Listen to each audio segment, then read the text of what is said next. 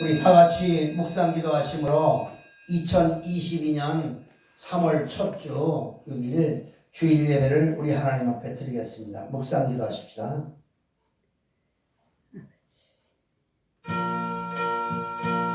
아버지,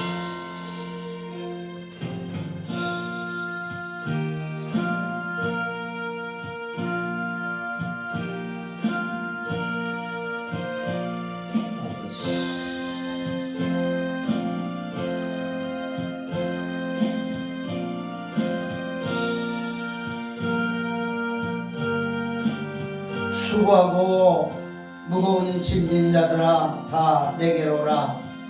내가 너희를 쉬게 하리라. 나는 마음이 온유하고 겸손하니 나의 멍에를 메고 내게 배우라. 그러면 너희 마음이 쉼을 얻으리니 이는 내 멍에는 쉽고 내 짐은 가벼움이라 하시니라. 할렐루야. 우리 주님을 찬양합니다. 오늘도 2022년 3월 첫 번째 주일을 맞아서 오늘도 이 좋은 날씨에 주님 전에 나와 예배드릴 수 있게 해주신 것 너무너무나 감사합니다. 이 땅에 수십억의 인구가 살고 있고 이 대한민국에도 수천만의 인구가 살고 있지만은 과연 진정으로 하나님 앞에 이 주일 거룩한 날 구별되게 하나님 앞에 나와서 예배드리는 사람들이 과연 얼마나 되는지요. 힘이 적은 인원인 줄로 압니다. 하나님께서 우리에게 고르고 뽑아서 선택하여 주셔서 하나님의 백성으로 삼아주시고 이렇게 주일 구별되게 하시고 이날 주님 앞에 나와 예배할 수 있게 해주신 것, 이런 놀라운 은혜를 주신 것 감사합니다. 오늘도 예배할 때 하나님은 영심이 예배하는 자가 신령과 진정으로 예배할지라 하신 말씀처럼 우리가 오늘도 몸과 마음과 정성을 모두어서 하나님 앞에 온전한 예배를 드리게 하여 주옵소서. 예배 시동을 주께 맡기며 예수님의 이름으로 간절히 기도하옵나이다. 아멘. 우리 914장 하나님께 영광 돌리는 찬양을 드리도록 하겠습니다. 찬양하라 내 영혼아, 감사하라 내 영혼아. 찬양합니다.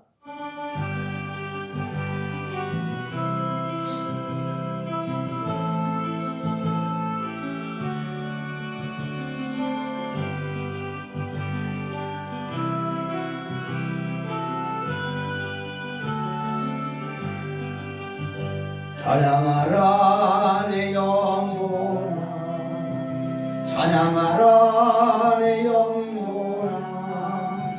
내 속에 있는 것들아 찬양하라. 감사하라 내 영혼아, 감사하라 내 영혼아. 내 속에 있는 것들아 감사하라. 기뻐하라 내 영혼아, 기뻐하라 내 영혼아. 내 속에 있는 것들아 기뻐하라. 송축하라 내 영혼아, 송축하라 내 영혼아. 내 속에 있는 것들아 다 송축하라. 아멘. 우리 참회의 기도를 먼저 하나님 앞에 드리도록 하겠습니다. 이 참회의 기도는 나의 신실한 고백으로 하나님 앞에 참여하는 마음으로 드려야 되겠습니다. 기도하겠습니다. 자비로운 하나님 아버지여, 저희에게 영생의 소망을 주심을 감사드립니다. 이제 금년에도 하나님께서 기뻐하실 많은 열매를 맺어 하나님께 영광 돌리는 삶을 살게 해주세요. 게으르고 나태한 신앙의 삶을 회개하오니 용서하여 주시고 오늘의 예배를 통하여 새롭게 하옵소서. 예수님 이름으로 기도합니다. 아멘. 우리 이 말씀에 우리 이사야서 말씀을 통해 사제의 말씀을 들으십시다. 너희 목마른 자들아 물로 나오라. 돈 없는 자도 오라. 너희는 와서 사 먹되 돈 없이 값 없이 와서 포도주와 젖을 사라. 너희가 어찌하여 양식 아닌 것을 위하여 은을 내라주며 배부르게 못할 것을 위하여 수고하느냐. 나를 청종하라. 그리하면 너희가 죽은 것을 먹을 것이며 너희 마음이 기름진 것으로 즐거움을 얻으리라.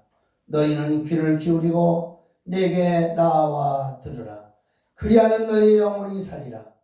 내가 너희에게 영원한 언약을 세우리니 곧 다윗에게 허락한 확실한 은혜니라. 아멘. 사도신경으로 우리의 신앙을 고백하시겠습니다. 전능하사 천지를 만드신 하나님 아버지를 내가 믿사오며 그 외아들 우리 주 예수 그리스도를 믿사오니 이는 성령으로 잉태하사 동정녀 마리아에게 나시고 본디오 필라도에게 고난을 받으사 십자가에 못 박혀 죽으시고 장사한 지 사흘 만에 죽은 자 가운데서 다시 살아나시며 하늘에 오르사 전능하신 하나님 우편에 앉아 계시다가 절려서 산자와 죽은 자를 심판하러 오시리라. 성령을 믿사오며 거룩한 공예와 성도가 서로 교통하는 것과 죄를 사하여 주시는 것과 몸이 다시 사는 것과 영원히 사는 것을 믿사옵나이다. 아멘. 우리 교동문 22번 시편 96편을 교독하시겠습니다. 교동문 22번 시편 96편입니다.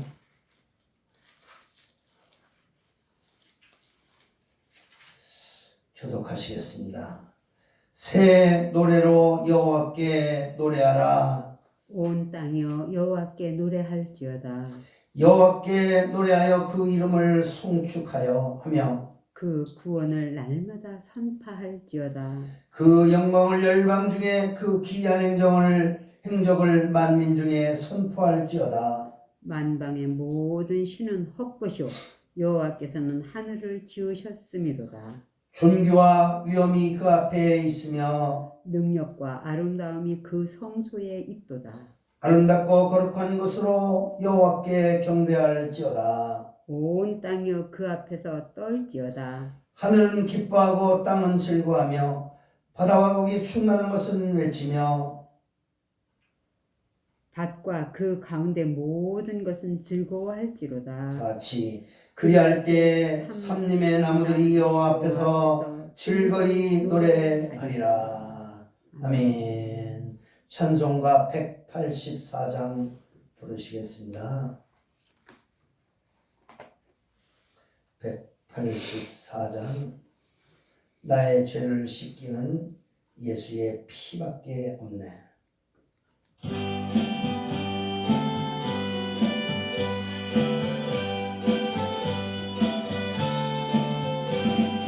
나의 죄를 씻기는 예수의 피밖에 없네. 다시 성케하기도 예수의 피밖에 없네. 예수의 흘린 피 날 이제 하오니 귀하고 귀하다. 예수의 피밖에 없네. 나를 정케 하기는 예수의 피밖에 없네. 사죄하는 증거도 예수의 피밖에 없네. 예수의 흘린 피 날 이제 하오니 귀하고 귀하다. 예수의 피밖에 없네. 나의 죄 속하기는 예수의 피밖에 없네. 나는 공로 없도다 예수의 피밖에 없네 예수의 흘린 피 날 이게 하오니 비하고 비하다 예수의 피밖에 없네 평안함과 소망은 예수의 피밖에 없네 나의 의는 이것뿐 예수의 피밖에 없네 예수의 흘린 피 날 이게 하오니 피하고 피하다 예수의 피밖에 없네 영원토록 내 할 말 예수의 피밖에 없네 나의 찬미 제목은 예수의 피밖에 없네 예수의 흘린 피 날 이게 하오니 피하고 피하다 예수의 피밖에 없네 아멘. 기도하시겠습니다. 박정희 사모 회중을 대표해서 기도해 주시겠습니다. 귀하고 귀하신 예수의 피, 나의 죄를 사하시고 나를 속해 주시는 그 증거의 예수의 피로 아버지 하나님 그 은혜를 입고 오늘도 이렇게 3월 첫 주일을 맞아서 주님 전에 나와서 예배할 수 있도록 아버지 인도하여 주시니 참으로 감사하고 감사합니다. 지금까지 이 나라 이 민족을 지키시고 살리시고 살펴주신 우리 하나님 앞에 영광을 돌려드립니다.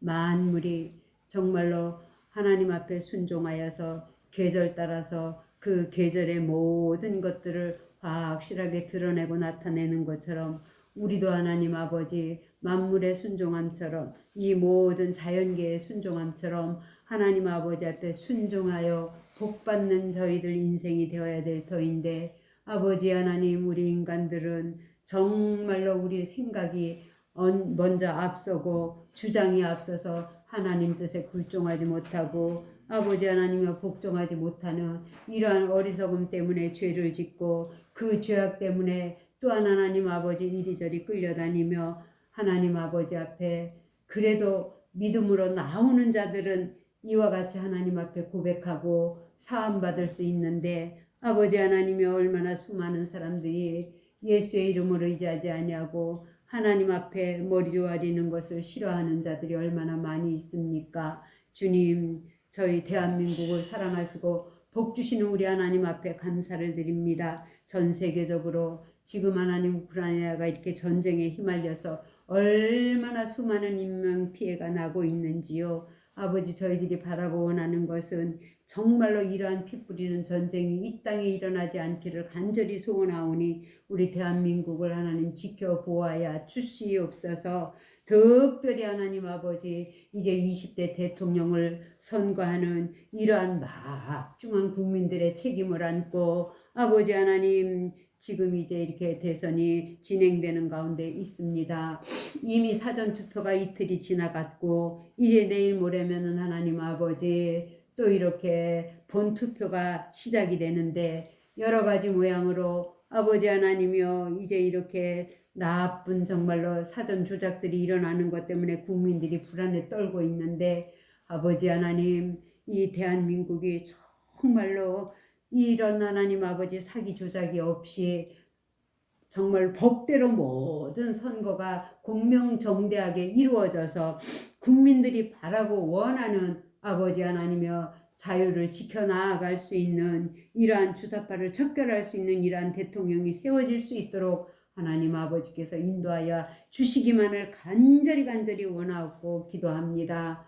무엇보다도 하나님 아버지 이 나라가 정말로 이렇게 우리 기독교가 5년 동안 얼마나 많은 핍박을 당하고 얼마나 많은 교회들이 문을 닫고 성도들이 아버지 하나님이여 믿음에서 떠나가는 이러한 일들이 정말로 정치적인 계략 때문에 얼마나 많이 일어났는지 이루 말할 수 없습니다. 어떠한 시련과 한란에서도 성도들은 아버지 하나님이여 더욱 굳건하게 신앙을 지킬 수 있도록 지난 5년 동안에 참 신앙자들을 훈련시키신 하나님 앞에 감사드리며 이런 하나님 아버지 살아남아 있는 신앙인들을 통하여서 다시금 이 나라에 복음이 굳건하게 아버지 하나님이여 새롭게 세워질 수 있도록 인도하여 주시옵소서. 그러한 나라가 될 수 있도록 하나님 역사하여 주시어서 정말로 아버지 하나님이여 예수 한국 복음 통일을 이루어 나가는 대한민국 되게 하여 주시옵소서. 수많은 국민들의 소원이 반드시 이루어지게 하시고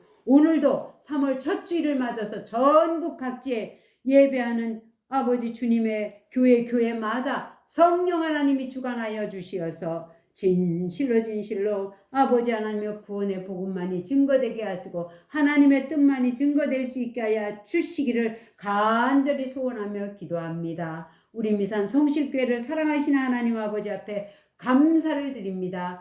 이렇게 하나님 아버지 교회에서 예배를 지켜나아갈 수 있도록 인도하신 하나님 앞에 감사드리며 우리 미산 성실교회가 하나님의 거룩한 뜻대로 은혜롭게 쓰임받는 교회 될 수 있도록 인도하여 주시옵시고 세우신 사자 우리 남승복 목사님에게 영육간의 강건함을 허락하여 주시어서 아버지 앞에 순종하고 아버지 앞에 헌신하며 아버지를 영화롭게 하는 주의 종으로서 부끄러움이 없도록 주님 인도하여 주시옵소서. 미산 성실교회를 위하여서 각지에서 기도하는 많은 성도들을 기억하여 주시옵시고 아버지 하나님 저들 심령마다 똑같은 은혜로 함께하여 주시옵소서. 예배 시종을 주님께 맡겨오며 모든 말씀 우리를 구원하시는 예수님의 이름으로 기도하옵나이다. 아멘. 아멘.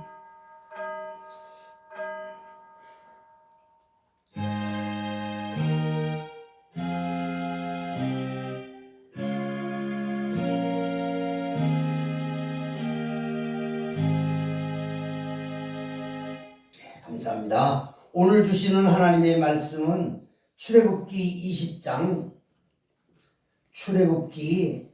20장 13절 말씀입니다. 출애굽기 20장 13절 말씀.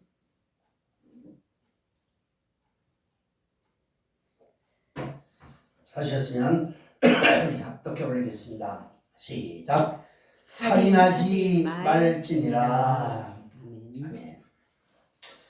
오늘 이 시간 저와 여러분이 묵상하고자 하는 그 내용은 출애굽기 20장 13절에 있는 제6계명인 살인하지 말지니라 이 말씀입니다. 오늘 이 6주째 하는 이 10계명 강해를 통해서 우리가 하나님께서 우리 인간들에게 특별히 지도자인 모세에게 주신 두 돌판에 새겨진 하나님과 인간과의 계명과 인간과 인간과의 계명인 이 두 계명, 두 돌판 10계명을 통하여 우리가 이것은 꼭 지켜야 되는 책임적인 존재이다 이런 생각을 하면서 오늘은 특별히 우리 성실의 메아리 컬럼에 책임적 존재라는 말씀을 썼습니다. 그래서 오늘 이걸 먼저 읽어드리고 그리고 강해를 시작하려고 합니다. 성실의 메아리 책임적 존재. 어리고 미숙한 사람일수록 책임감이 없고 성숙한 사람일수록 책임감이 강합니다. 자신에 대한 책임, 가정에 대한 책임, 사회와 국가에 대한 책임을 질 줄 아는 책임적 존재가 되어야 성숙한 인간이라고 할 수 있겠습니다. 몬테스큐는 다음과 같은 말을 했습니다.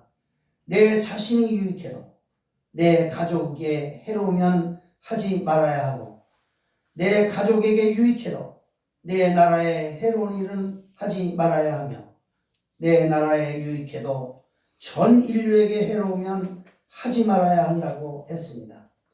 여기에 성경 진리는 한 가지 더 말하고 있습니다. 전 인류에 유익해도 하나님의 뜻에 맞지 않는 일이면 하지 말아야 한다는 것입니다.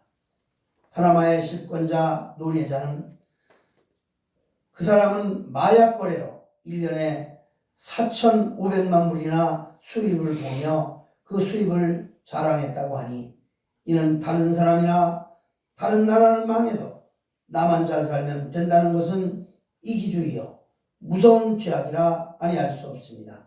우리는 책임적 존재로서 하나님 앞에 부끄러움 없이 서도록 최선을 다해야 하겠습니다. 아멘. 저와 여러분은 정말 책임을 질 줄 아는 사람.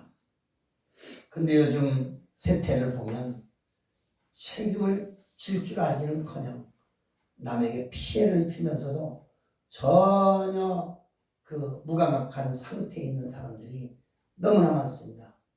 뭐 정치권적으로는 말할 것도 없고 경제, 사회, 문화, 역사 모든 과학 곳곳에서 정말 우리 인간들이 인간답게 자기의 책임이 무엇일까? 그 책임적 존재를 인식해야 되는데 오늘날 자기 책임 다 하지 않으면서 남에게만 책임을 돌리고 남의 잘못만 탓하고 성경에 있는 말씀처럼 자기 눈에 들보는 깨닫지 못하고 남의 눈에 티만 보는 이런 세태 속에서 우리가 살아가고 있습니다.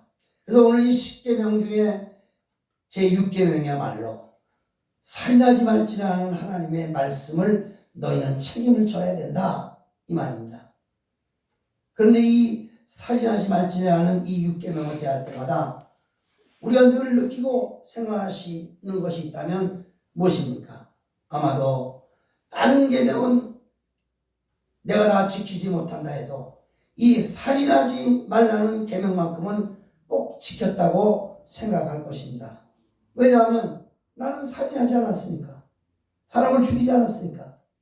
그래서 평소에 별로 신경을 쓰지 않고 그냥 쉽게 넘어가는 부분이 바로 이 6계명이 아닌가 생각합니다.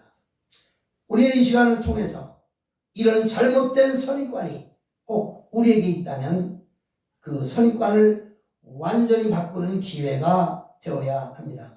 왜냐하면 살인하지 말라는 제6계명은 우리가 잘 지킨다고 그리고 지금까지 지켜왔다고 생각은 하지만 실상은 우리의 일상생활 속에서 가장 많이 범하는 죄이면서 가장 많이 범하고 살아가는 것이 우리의 현실이기 때문이다. 왜 그렇습니까?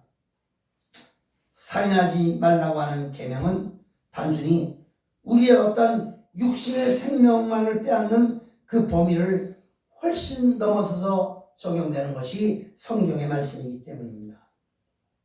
그렇다면 오늘 이 6계명 살인하지 말라고 하는 그 계명은 어떻게 이 살인의 범위가 어디까지인가를 살펴보도록 해야 합니다. 살인이라고 하는 것은 일반적으로 남의 생명을 살해하는 행위를 두고 말하는 것인데 이 남의 생명을 끄는 그것만이 살인이 아니라 그 이전에 살인의 의도, 계획 이런 것들이 모두가 다 살인이라고 하는 사실입니다. 크게 네 가지로 나눠서 살펴보는데 첫째, 남의 유체를 살인하는 행위가 살인입니다. 이것은 우리가 일반적으로 어느 누구나 남녀노소 다 아는 일입니다. 사회법에서도 바로 이런 경우를 두고 재판을 해서 형벌을 내리는 게 이 죄입니다. 따라서 이 유체살인은 우리가 잘 알고 있는 것이기에 더 이상 설명은 생략하도록 하겠습니다. 살인이라는 거. 그런데 두 번째로 남의 이름을 손상시키는 살인이 있습니다. 이거는 얼마나 많은 사람들이 지금 범하고 있습니까?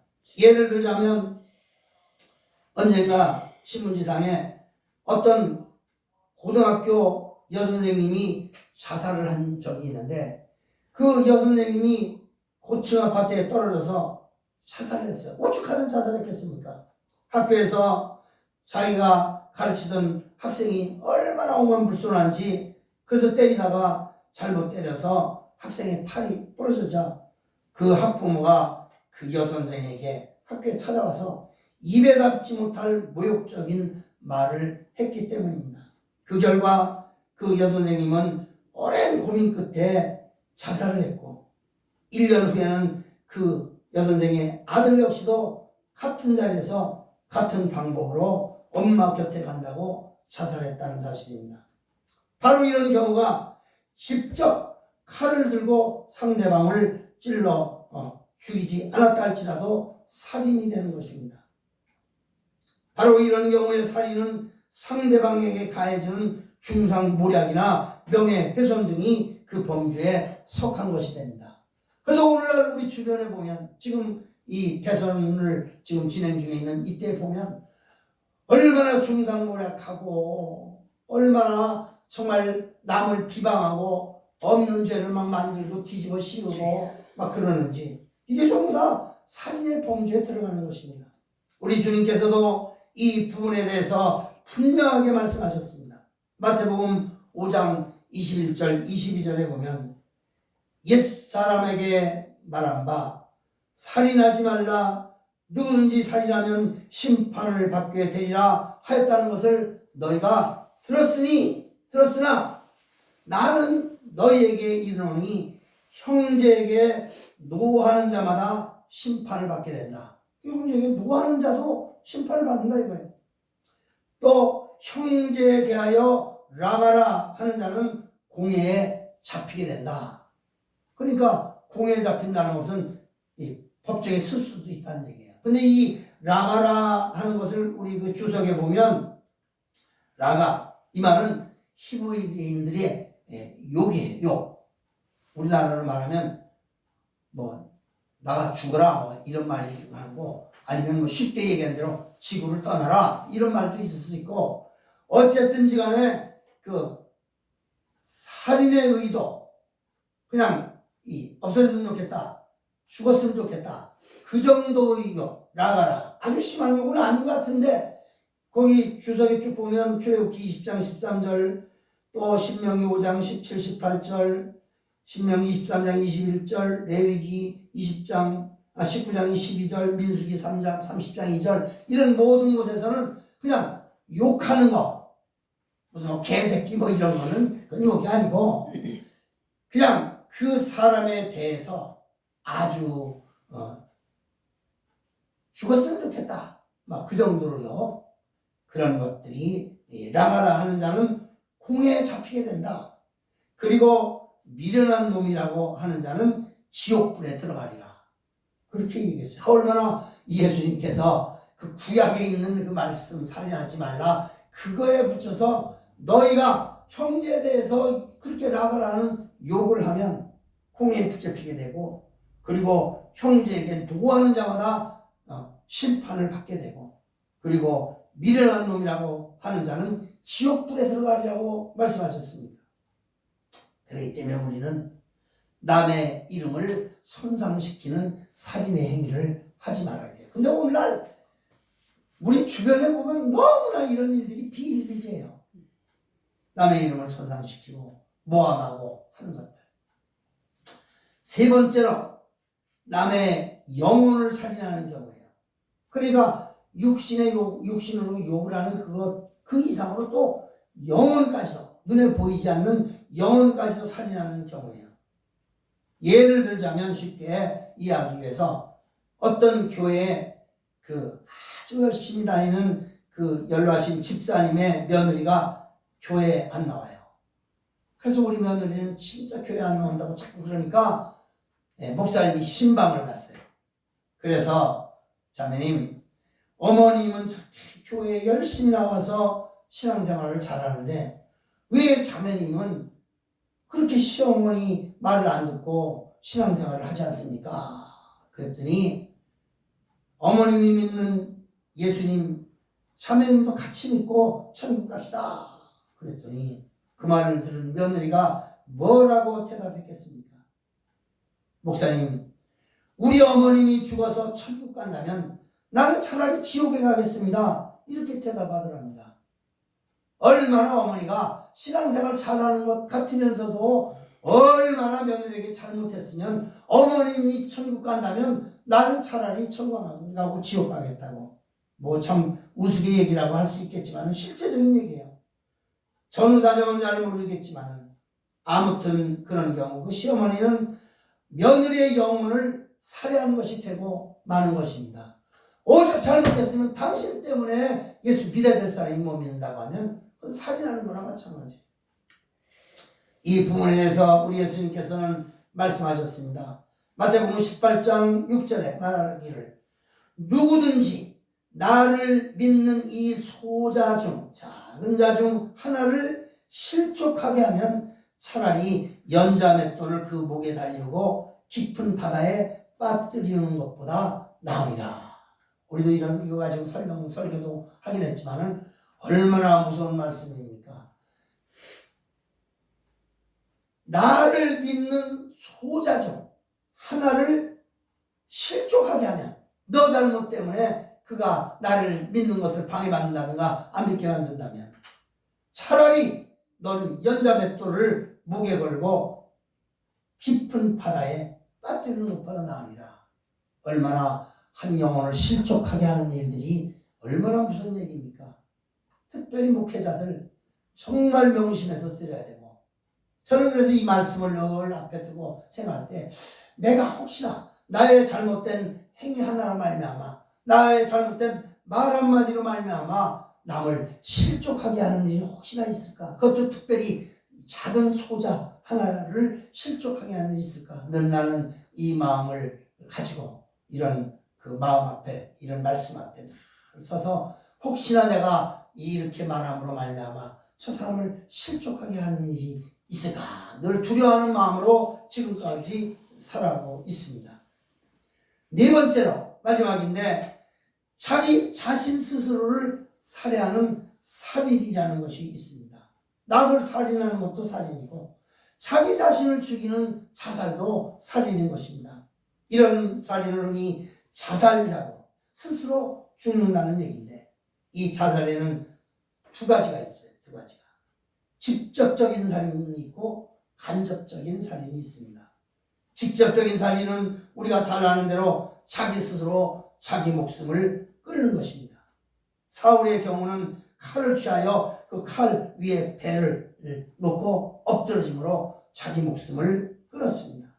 가룟 유다의 경우 자기의 죄가 너무 큰 걸 알고 뉘우치고 스스로 목매다가 죽었어요. 나중에 그 줄이 끊어져 창자가 터졌다고 했어요. 이렇게 여러 가지 수단을 사용해서 자기의 목숨을 스스로 끊는 것이 직접적인 자기살인인 것입니다. 이것은 구원 못 받아요. 자기가 자기 스스로의 목숨을 끊는 것.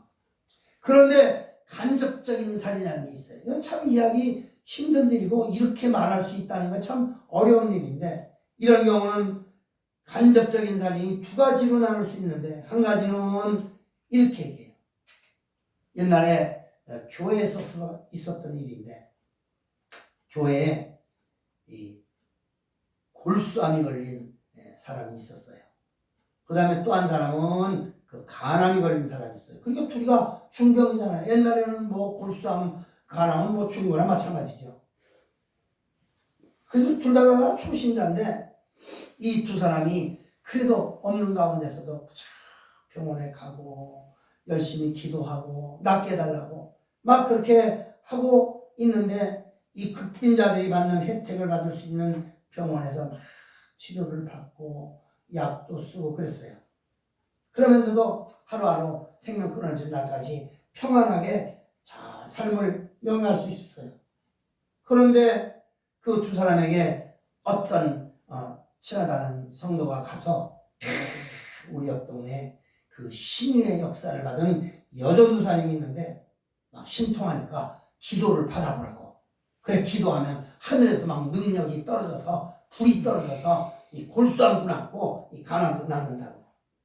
그 말을 듣고 뭐 지푸라기라도 잡는 심정으로 두 사람은 기대를 가지고 그 신유의 은사를 행한다는 여전도사님에게 갔답니다. 가서 이제 두 사람의 말을 듣고 그냥 이제 앞으로는 병원 같은 데 가지 말고 여기 와서 계속 나을 때까지 기도를 받으라고 그렇게 얘기를 했어요. 약도 타먹지 말고 의사의 말도 듣지 말고 이제는 뭐 의사도 끝났다고 그랬으니까 이제는 와서 기도만 받으라고. 두 사람은 그 말을 듣고 믿음이 특심하고 뭐 이제는 더 이상 뭐 병원에서도 그런다니까 막 그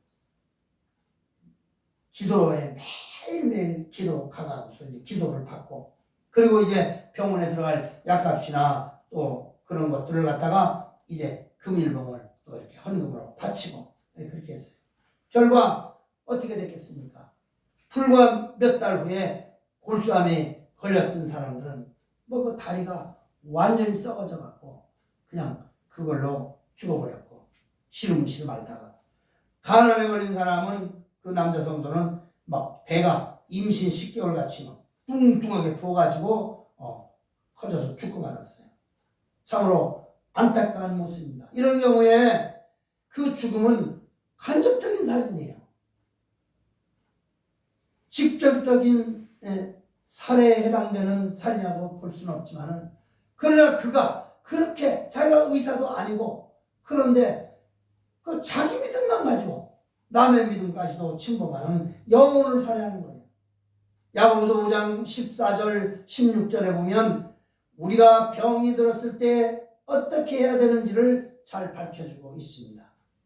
너희 중에 누군지 병든 자가 있느냐?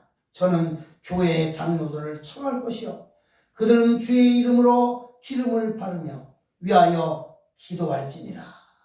믿음의 기도는 병든 자를 구원하리니 주께서 저를 일으키시라. 혹시 죄를 범하였을지라도 사하심을 얻으리라. 이러므로 너희 죄를 서로 고하며 병 낫기를 위하여 서로 기도하라.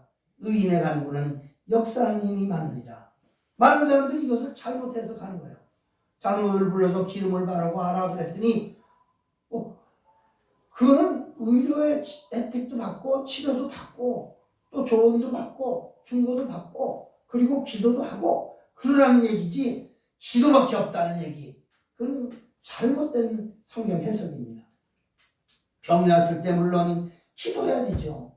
기도와 동시에 하나님께서 이 세상에 주신 그 의사의 치료도 받아야 된다고 말씀하는 겁니다. 우리는 성경의 무지함으로 인해서 간접적으로 자기 자신을 살해하고 남까지도 살해하는 그런 살인을 범해서는 안 됩니다. 그리고 이런 자살의 경우 다른 각도의 한 신뢰를 든다면 자기 영혼을 스스로 살해하는 거예요. 하나님에 대해서 무감각해지는 거예요. 에베소 4장 18절에 보면 이런 경우를 두고 말하기를 저희의 총명이 어두워지고 저희 가운데 있는 무지함과 저희 마음이 굳어짐으로 말미암아 하나님의 생명에서 떠나 있도다. 그렇게 말했어요. 다시 말하면 하나님에 대해서 무감각해진다면 우리는 세상의 정욕대로 살 수밖에 없고 세상의 정욕대로 살아간다면 그것은 곧 하나님의 생명에서 떠나 있는 것이기 때문에 자기의 영혼을 살해하는 것이 되고 마는 것입니다. 그러면 이런 경우에는 회개하지 않는 삶의 경우가 되고 그럴 경우에는 같이 적용되는 말씀입니다. 시편 64편 5절에 보면 우리가 범죄함으로 주께서 진노하여 싸우니 그 현상이 이미 오래됐사오니 우리가 어찌 구원을 얻을 수 있으리까. 다시 말하면 범죄함으로 주께서 진노했고 주님의 진노로 말미암아 병이 걸렸으면 우리가 회개를 해야 낫는데 그걸 회개하지 않고 오래오래 현상이 되면 어찌 구원을 얻을 수 있는가. 우리가 병이 나면 내가 무슨 잘못에 의해서 병이 났을까. 그러면 회개해야 되고 하나님 앞에 회개하면서 내가 잘못됐던 거 삶, 잘못 먹었던 거, 잘못 생각했던 거 이런 것들을 회개하고 고치는 노력, 그게 순리의 처방이고 순리의 삶 아니겠습니까? 우리는 범죄하고 회개하지 않았을 때 그런 현상이 오래오래 지속되면 구원을 얻을 수 없다는 것입니다. 이렇게 구원을 얻을 수 없는 것이 궁극적으로 무엇입니까? 자기 영혼을 자기 스스로 살인하는 거예요. 살인하는 거예요. 이렇게 해서 우리는 이 살인에 대해서 비록 이 유체를 갖다가 살인하는 살인뿐 아니라 남의 유체를 살해하는 살인, 남의 이름을 손상시키면서 하는 살인, 남의 영혼을 해치는 살인, 그리고 자기 자신을 신앙에서 떠나게 하는 살해하는 사실을 살인이 있다고 하는 것입니다.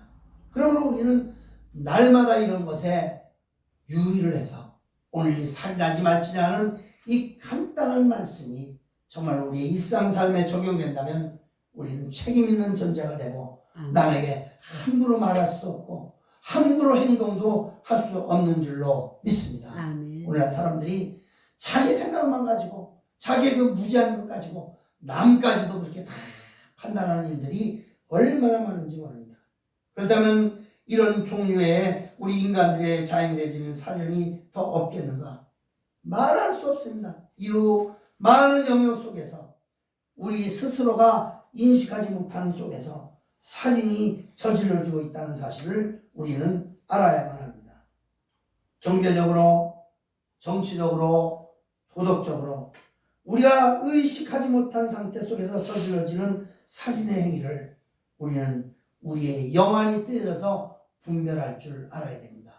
영안이 뜨이지 않는 목회자들, 소경이 소경을 인도하면 둘 다 구렁텅이로 빠지는 것처럼 오늘날 이 잘못된 이 주사파 정권들, 하나님이 없다고 부인하는 이 공산주의 사상들, 사회주의 사상들, 이런 사람들이 자기의 그 주의를 갖다가 우리에게 개입시키려고 할 때 거기에 단호히 맞서서 싸우는 것이 우리 올바른 목회자들이 할 일이고 믿음의 사람이 할 일인데 이걸 하지 않고 그게 무슨 기도만 하면 되지라고 하는 그런 어리석은 사람들이, 그게 영안이 닫혀있는 사람들이에요.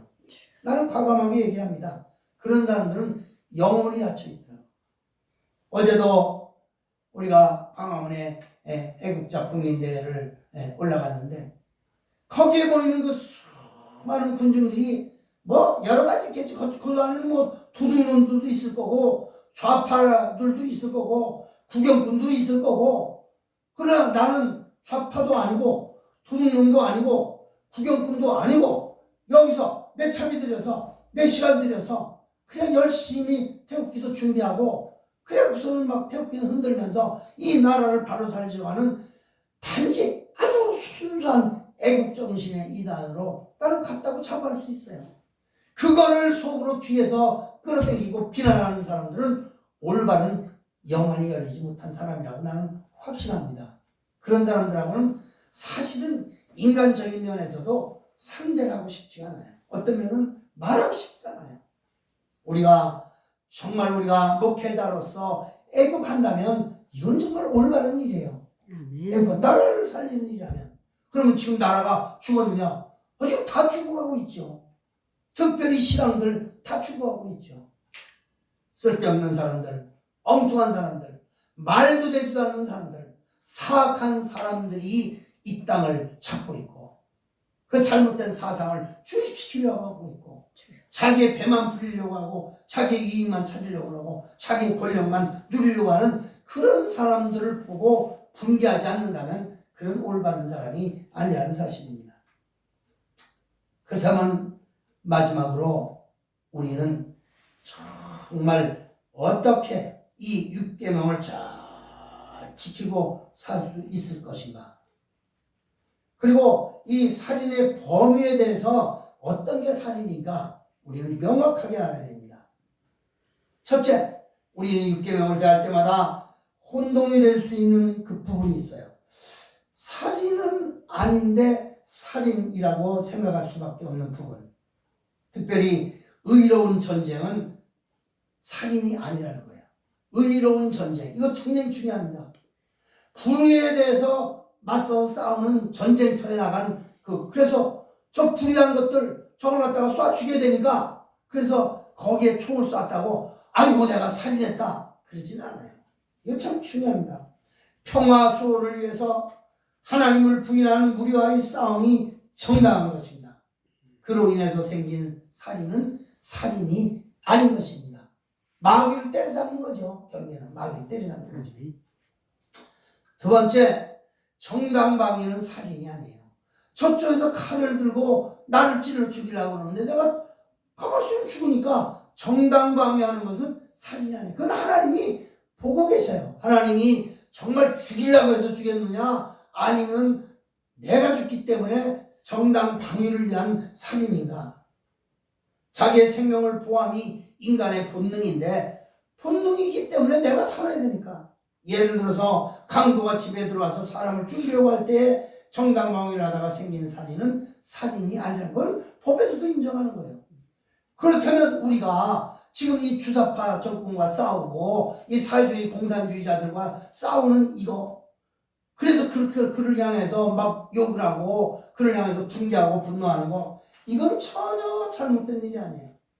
출애굽기 22장 이전에 도적이 뚫고 들어옴을 보고 그를 쳐 죽이면 피 흘린 죄가 아니라 그렇게 말씀했어요. 그게 얼마나 대단한 말입니까? 또 세 번째로 동물의 살생은 살인이 아니에요. 오늘날 이상한 풍조가 되는 게 동물들을 죽이면 그게 무슨 살인죄나 저지른 것처럼 막 법적 구속을 하고 벌금을 매기고 그러는데, 물론 불교 같은 데서는 이 부분을 아주 중요하게 다루고 있어요. 그렇지만 창세기 9장 3절에 보면 무릇 산 동물은 너희의 식물이 될지라 채소같이 내가 이것을 다 너에게 주노라. 그러니 이 살아있는 동물은 너에게 식물을 주겠다는 거예요. 채소도 너에게 식물을 주겠다는 거예요. 아멘. 거기에 근거해서 볼 때 동물이라는 것은 인간의 사용을 위해서 하나님께서 주신 것이므로 동물을 죽였다고 해서 살인이 되는 것은 아닌 거예요. 그건 살생이지, 살생. 살아있는 동물을 필요에 의해서 죽일 수도 있는데 인간이 인간을 죽이는 거, 그걸 살인이라고 그러죠. 죽일 살자 쓰고 사람이 쳤으니까. 마지막으로 법 집행을 위해서 실시되는 사용은 살인이 아닌 것입니다. 사형 집행수가 법 집행을 위해서 총으로 쐈다고 너 살인자야, 그럴 수는 없는 거예요. 이렇게 해서 저는 오늘 여러분들에게 살인에 해당되지 않는 네 가지를 지금 소개했습니다. 따라서 이런 경우는 살인의 범죄에 속하지 않기 때문에 이런 경우를 당했다고 해서 양심의 가책을 느낄 필요는 없는 것입니다. 특히 여호와의 증인들이 잘못 생각을 해서 이 살인 아닌 살인을 내세워서 군 복무는 이미 살인하러 가는 거다, 그래서 군 복무를 안 한다든가 군에서 사격을 전혀 안 한다든가. 사격 연습도 안 하면 무슨 군인이에요. 월급은 다 타면서 당연히 그걸 해야지. 그걸 정당방위를 해서 해야 되는 거고. 우리 기독교인들이 지켜야 될 규칙은 정당한 것보다도 더 위대한 원리가 이 디아스포라의 원리가 정당한 사례에 대해서 작용되어질 거예요. 이 말이 무슨 말이냐면 좀 어려운 얘기인데, 한 가지 예를 든다면 2차 대전 당시에 일본군이 진주만을 예고도 없이 막 폭격했어요. 다 편안하게 이제 휴일날 그냥 외출 들어가고 휴일날만 이제 오늘 휴일날이다. 미국은 뭐 이제 토 일이 다 쉬니까 그냥 뭐 다들 뭐 완전 무장 해제다 하고 편안하게 있는데 원래 가가고서는 막 진주만을 폭격했어요. 그래서 20만 명이나 되는 사람들을 살상했다고 합니다. 그거는 진짜 살인이지. 그건 진짜 나쁜 일이지. 그런데 미국이 히로시마, 나가사키 폭격을 했어요. 이 핵폭탄으로 폭격했어요. 그랬을 때에 그 훨씬 전부터 히로시마, 나가사키에 있는 사람들에게 그냥 뭐 며칠 전에, 열흘 전에, 5일 전에, 3일 전에, 1일 전에, 그리고 몇 시간 전에 우리가 이 나가사키, 히로시마를 이 군사시설을 폭격하겠다. 그러니까 사람은 죽이고 싶지 않다. 그러니까 너희들이 다 피난을 가라. 그렇게 경고를 하고 피할 여유를 주고 그렇게 해서 폭격을 했어요. 이 전쟁이라는 것은 불가피한 사건 속에 일어난 살인이기에 이 전쟁은 둘 다 정당한 살인 같지만 그렇지가 않아요. 미리 예고를 하고 그렇게 하는 것은 살인이 아니에요. 피신하라고 그랬는데 안 했기 때문에. 마찬가지예요. 오늘날 정말 이 전쟁이라는 불가피한 사건 속에서 일어난 것. 그러나 어느 것이 더 올바른가? 몰래 갖고 진주만에 쉬고 있는 사람을 폭격해서 죽인 것이 올바른가? 아니면 다 피난하라. 우리는 사람 죽일 의도가 전혀 없다. 우리는 전쟁의 그 물자인 그것만 파괴하고 싶다. 아마 앞으로 이제 이 북한의 문제가 그런 문제가 생길 수도 있어요. 그러면 미국이 몰래 갖고 폭격하느냐? 절대 그렇지 않아요. 그러나 여차하는 순간에 저쪽에서 핵무기를 쓰려고 할 때는 그게 사전 폭격을 해야 되는 거예요. 그게 이번에 그 야당 후보자가 그렇게 얘기하는데 그걸 막 전쟁광처럼 막 말하는 그 생각을 가진 그 사람들의 그런 생각이 너무너무 나쁜 거예요. 근데 그 얘기를 듣고 정말 생각 없는 사람들, 뭔가 많이 배웠다고 하는 뭐 그런 사람들조차도 아이고 그냥 야당 대표는 그렇게 전쟁을 좋아하는 그런 사람들 했다가는 우리가 다 죽는다고. 그렇지 않아도 지금 다 죽게 생겼어요. 사람의 생명의 고귀함을 알고 그러한 가운데서 살인을 하는 일인가? 우리 깊이 생각해 봐야 됩니다.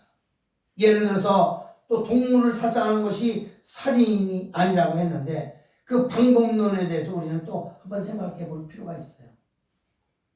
막 이 동물을 막 개 패듯이 막 개 패갖고 죽였다. 그건 진짜 나쁜 일이죠. 막 굶겨 죽였다. 그것도 진짜 나쁜 일이죠. 애완동물인 개를 갖다가 막 쫄쫄 굶겨 죽였다. 아니면 막 철사철 챙챙 감아 주겠다. 그건 말이 아니죠. 우리나라에 만에 개 패듯이 한다는 말이 있는데 왜 이런 말이 나왔겠습니까? 원래 개를 잡아서 보신탕을 만드는 거예요. 그 고기 맛이 패야 더 맛있다는 거예요. 피가 다 쏟아지고 그래야. 그래서 개 패듯이 팬다는 말은 옛날에 그 개는 목다 죽이는 일이 없고 그냥 목 매달아서 막 패는 거예요. 막 몽둥이로 막 이리저리 패서 막 이 갈비도 다 부서지고 막 그렇게 해서 개 패듯이 패야 맛이 있다는 거예요. 이런 경우 동물을 죽이는 것은 사실은 살인의 범죄는 들지 않지만은 그러나 그렇게 죽여서 한다면 또 그것도 좀 올바른 일은 아니지만은 사육을 위해서 만든 개는 사람을 위해서 보신하라고 하는 거지. 그렇기 때문에 오늘날 수많은 사람들이 애완동물을 사람처럼 키워서 뭐 너희 아빠다, 너희 엄마다, 너희 할아버지다, 너희 형이다. 어떻게 개가 형이 될 수가 있고 개가 동생이 될 수 있고 개가 자식이 될 수가 있어요. 오늘 살인하지 말라는 말씀을 결론을 지면서 우리가 어떻게 하면 살인하지 않는 삶을 살 수 있겠는가 우리 깊이 생각해 보았습니다. 운동 경기 가운데서 축구나 농구를 함에 있어서 흔히 쓰는 말이 있어요. 최고의 수비는 최고의 공격이라고 말을 합니다.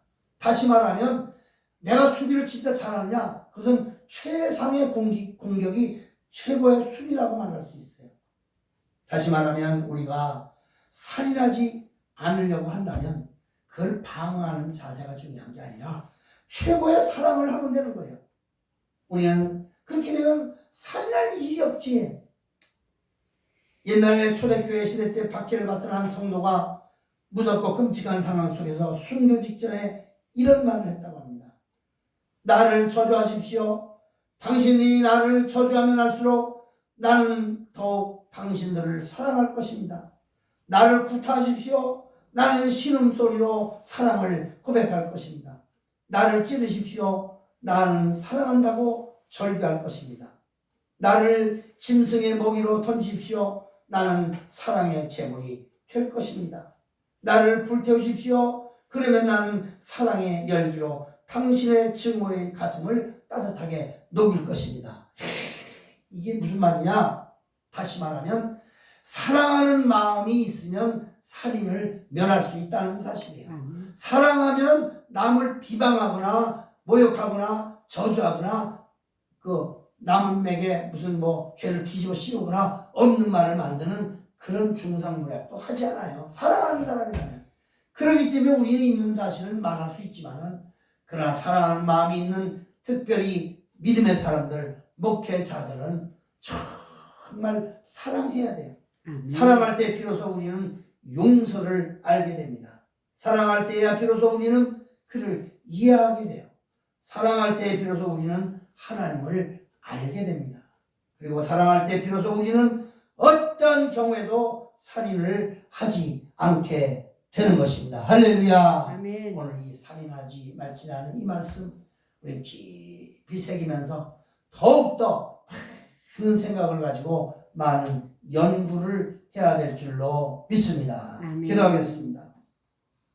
살아계신 하나님, 오늘 10계명 중에서 제 6계명인 살인하지 말지니라, 간단한 말 같지만 우리가 정말 구체적으로 깊이 들어간다면 남의 육체를 칼로 찌르거나 총으로 쏴 죽이거나 해서 살인하는 것만이 살인이 아니라 정말 우리가 남의 이름도 손상시키고 남을 비방하고 남의 영혼을 죽이고 자기 자신 스스로를 살해하는 그 행위가 살인이라 했사오니 우리가 이런 살인의 행위를 하지 않는 삶을 살게 하여 주시고 날마다 자신을 경책하면서 하나님의 사랑, 예수 그리스도의 그 사랑을 마음속에 가득가득 간직하고 그 사랑으로 말미암아 용서해 줄 수도 있고 사랑으로 말미암아 죄를 사해 줄 수도 있고 사랑으로 말미암아 정말 우리는 그 영혼을 사랑하는 마음이 되고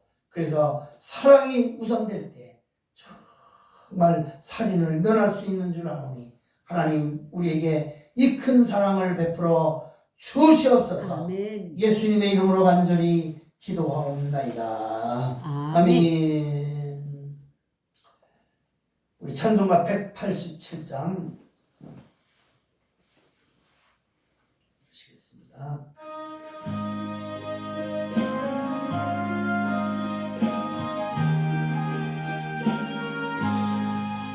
너희 죄 흉악하나 눈과 같이 이겠네.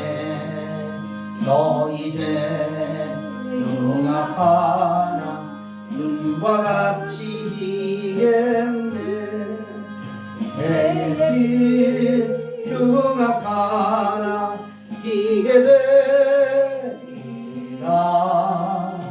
주홍빛 같은 내 죄 주홍빛 같은 내 죄 눈과 같이 이겠네. 눈과 같이 이겠네. 악한 죄 벗으라고 주님 너를 부르네.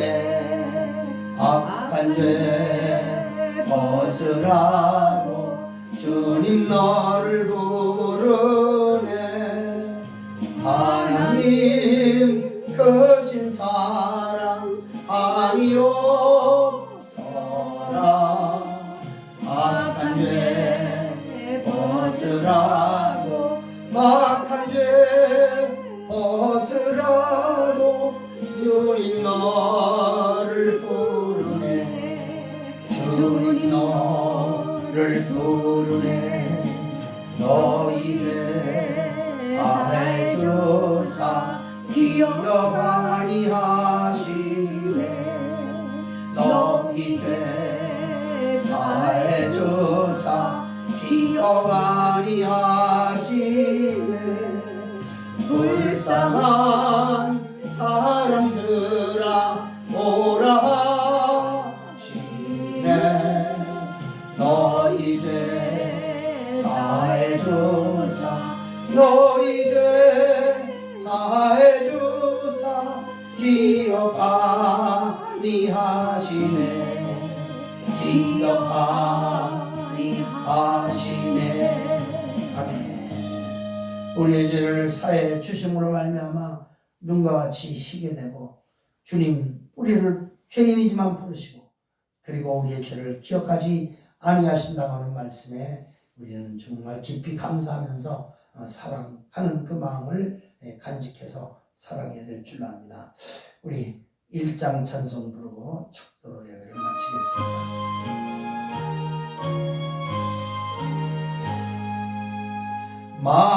만복의 근원 하나님 온 백성 찬송 드리고 저 천사여 찬송하라.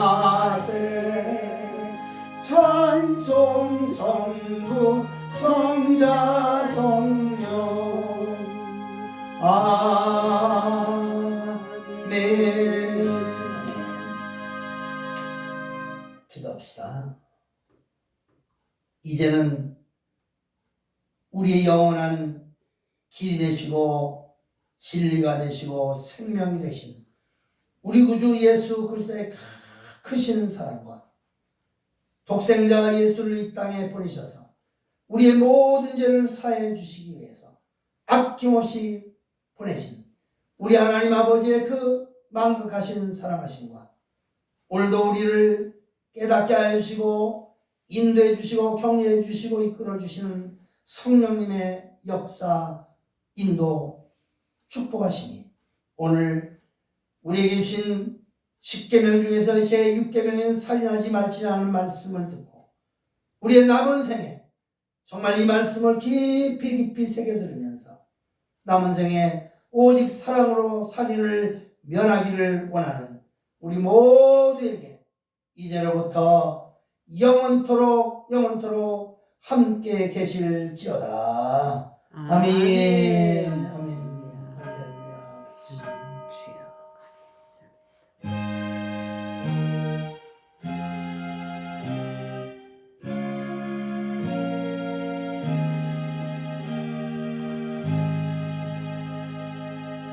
네, 우리 하나님께 영광을 받습시다. 감사합니다.